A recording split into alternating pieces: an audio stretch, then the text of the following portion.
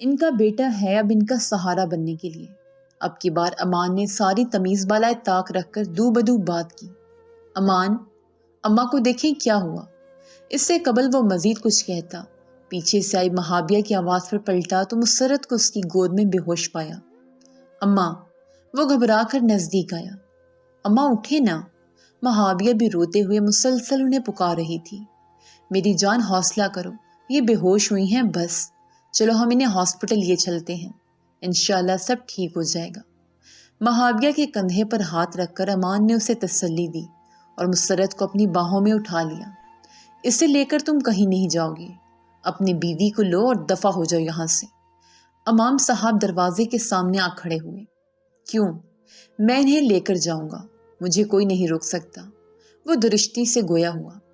ٹھیک ہے، شوق سے لے جاؤ، مگر پہلے اس کی قیمت ادا کرو۔ اختر صاحب کے چہرے پر مکاری عیاں تھی۔ کیا قیمت لگائی تھی تم نے اور تم جیسے بے ضمیروں نے ایک انمول ہستی کی؟ امان کی رگیں قیمت والی بات پر تن گئی تھیں۔ مہابیہ مسلسل اپنی ماں کا چہرہ تھپتھپاتی انہیں ہوش میں لانے کی کوشش کر رہی تھی۔ 2 لاکھ، انہوں نے تحمل سے جواب دیا۔ میرا اللہ شاہد ہے کہ یہ قیمت میں نے ایک عورت کی نہیں چکائی، بلکہ یہ قیمت ایک بدذات مرد کے ضمیر کی چکائی ہے۔ امان نے مسرت کو زمین پر احتیاط سے لٹایا اور اپنی جیب سے چیک بک نکال کر 2 لاکھ کا چیک پھاڑ کر ان کی جانب اچھال دیا اور واپس ان کو گود میں اٹھایا اس گھر سے انہیں لیے ہمیشہ ہمیشہ کے لیے روانہ ہو گیا۔ مسرت ہسپتال کے بیڈ پر بے حس و حرکت لیٹی تھی۔ مہابیہ ان کے سرہانے بیٹھی بے آواز رو رہی تھی۔ یہ آنسو خوشی کے تھے۔ اسے اپنی ماں کے تکان زدہ چہرے کو دیکھ کر پہلی بار خوشی محسوس ہو رہی تھی۔ اس کی ماں اس جہنم سے آزاد ہو چکی تھی۔ کیسا عجیب سا احساس تھا، وہ اور اس کی ماں آزاد ہو چکے تھے۔ آنسو بہانے کی پہلے بھی بہت سی وجوہات تھیں اس کی زندگی میں، لیکن امان کی صورت، اس کی آنکھوں میں آنے والے یہ آنسو تشکر کے تھے جو اسے بڑے بھلے لگ رہے تھے۔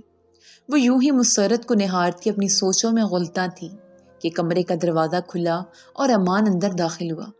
اس کے ہاتھ میں کچھ شاپرز اور شاپنگ بیگز موجود تھے۔ اندر داخل ہو کر اس نے دھیمی سی مسکان سے مہابیہ کو نوازا۔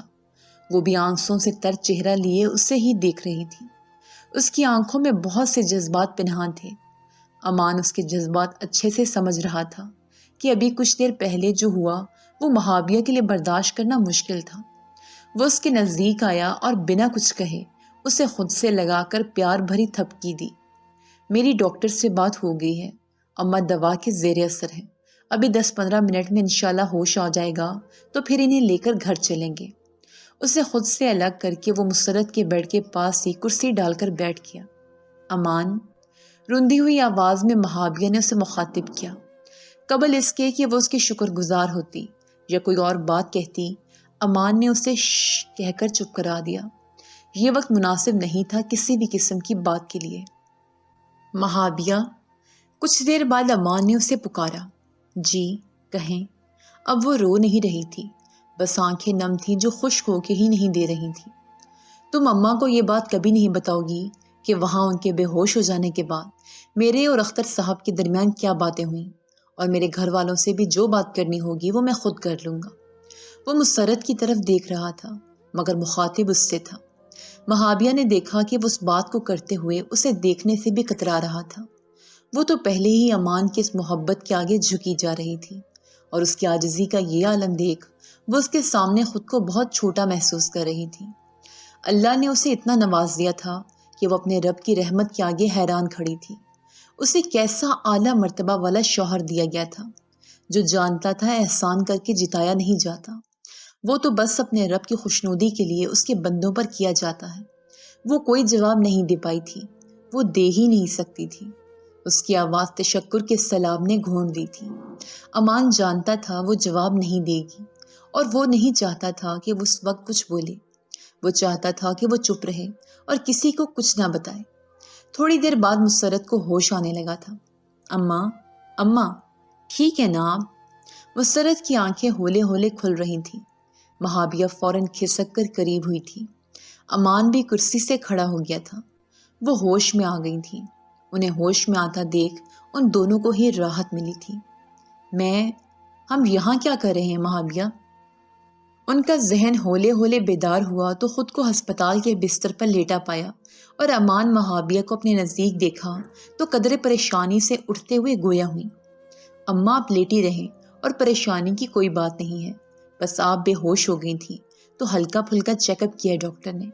اب جب آپ کو ہوش بھی آ گیا ہے تو پھر بس اب ہم گھر چلتے ہیں، وہاں سب ہمارے منتظر ہیں۔ امان نے مسرت کے پیچھے کا تکیہ صحیح کرتے انہیں آرام دہ انداز میں بٹھایا اور نرمی سے وضاحت دی، لیکن ہم لوگ تو گھر گئے تھے نا، اور وہاں وہ مہابیہ کو دیکھ بول رہی تھی، لیکن امان کی موجودگی کے باعث بات ادھوری چھوڑی۔ اچھا، مطلب آپ مجھ سے بات نہیں کرنا چاہتی؟ آپ کو آپ کی بیٹی زیادہ پیاری ہے؟ امان نے ماحول کو سازگار کرنے کے لیے مصنوعی خفگی دکھائی۔ نہیں، ایسی بات نہیں ہے۔ مسرت تھوڑا چھیم گئی۔ جب ایسی کوئی بات نہیں ہے پیاری اماں، تو آپ یہ لیں، جلدی چینج کر کے فریش ہو جائیں اور میرے اور مہابیہ کے ساتھ اپنی نئی زندگی کی شروعات کریں ہمارے گھر میں۔ امان نے کسی بچے کی طرح ان کے سر پر ہاتھ پھیرا اور سائڈ ٹیبل پر رکھا بیگ ان کی طرف بڑھایا جو وہ ابھی دواؤں کے ساتھ لایا تھا۔ میں آپ کے گھر کیسے رہ سکتی ہوں بیٹا، اور میں اپنے گھر کیوں نہیں جا سکتی؟ امان کے الفاظ مسرت کے دل میں بیک وقت خوشی اور خوف کا باعث بنے تھے۔ ان کی آنکھیں چھلک پڑی تھیں۔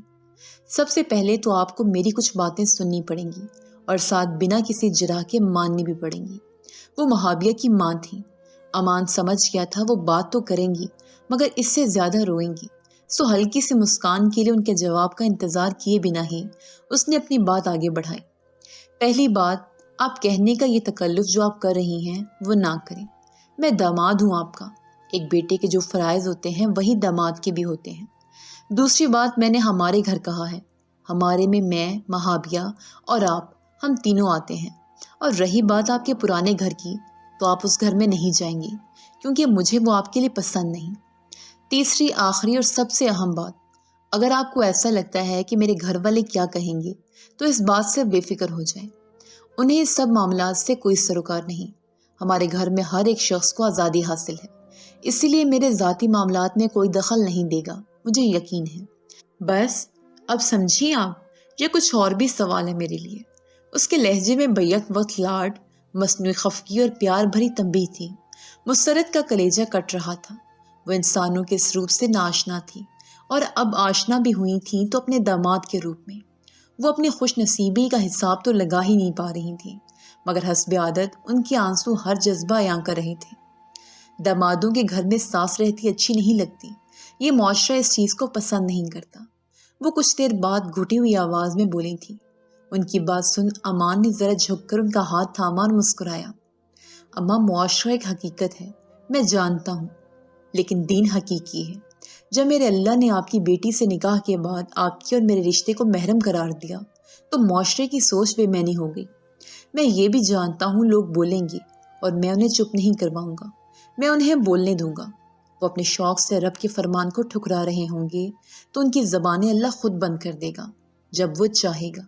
یہ مسلمان مردوں کے فرائض ہیں کہ وہ اپنی محرم عورتوں کی کفالت کریں، انہیں محبت اور عزت دیں اور ان کے محافظ کے طور پر انہیں یہ احساس دلائیں کہ وہ ساتھ ہیں ان کے۔ اس نے سر کو خم دیا اور لہجہ بھر کو رکا اور اسی لمحے دوسری طرف منہ کیے تشکر کے آنسو بہاتی مہابیہ نے ان دونوں کی طرف دیکھا۔ مسرت بہتی آنسوں سے تر چہرہ لیے امان کے جھکے سر کو دیکھ رہی تھی۔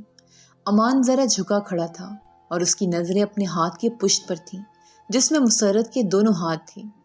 میں آپ کے ساتھ ہوں اماں۔ وہ نظریں اٹھا کر مسرت کو دیکھ کر مسکرایا۔ اس کے الفاظ سن کر مسرت کا دل رک کر دھڑکا تھا۔ اب تو کچھ گنجائش ہی نہیں رہی تھی۔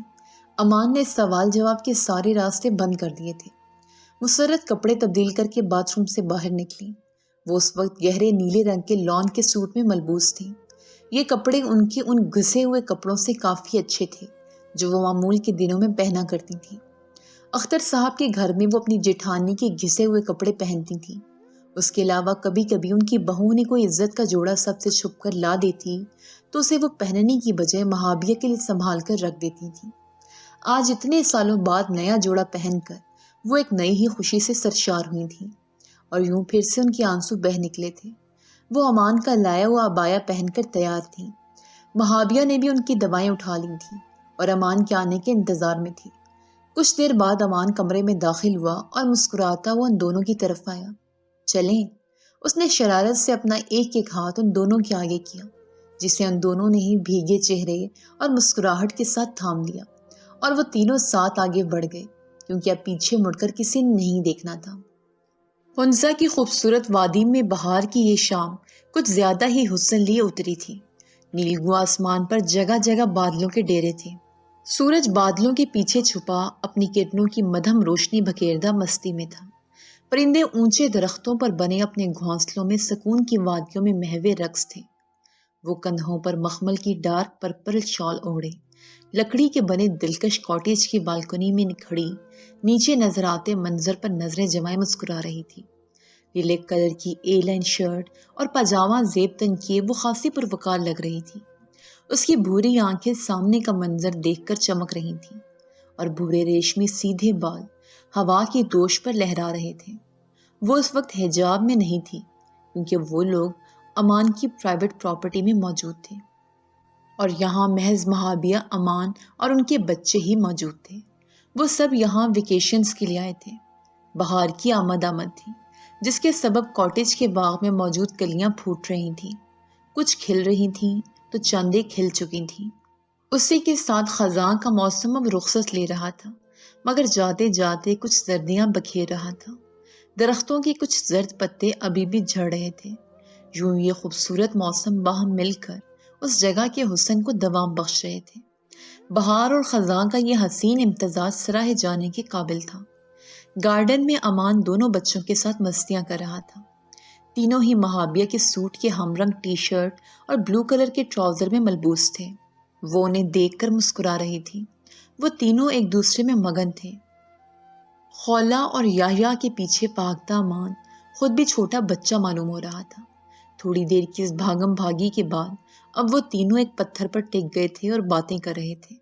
نہ جانے کیا باتیں ہو رہی تھیں۔ اتنی دور سے تو وہ اسے سمجھ نہ آئی، مگر پھر امان نے اپنے ٹراؤزر کی جیب سے لکڑی کا کنگھا نکالا اور پتھر پر خولا کو ٹکایا۔ پھر وہ دونوں باپ بیٹا مل کر اس کے بال سنوارنے لگے۔ خولا مسکراتی ہوئی اپنے باپ اور بھائی کے لاڈ وصول کر رہی تھی۔ مہابیہ کی تو کل کائنات ہی اس منظر میں سمائی ہوئی تھی۔ ہری ہری گھاس پر اونچی نیچی چھوٹی چھوٹی چوٹیاں بنی تھیں۔ ان کے اطراف میں رنگ برنگی کلیاں بہار کی آمد کا پیغام ہر سو پھیلا رہی تھیں، تو گھاس پر پڑے زرد پتے قدموں کے نیچے چرمراتے ہوئے خزاں کو الوداع کہہ رہے تھے۔ گارڈن کے اطراف میں کئی چوٹیاں کھڑی تھیں جن سے چشمہ پھوٹ رہے تھے۔ وہ وہیں بہتی شفاف ندی میں گرتے موسم کو ٹھنڈک بخش رہے تھے۔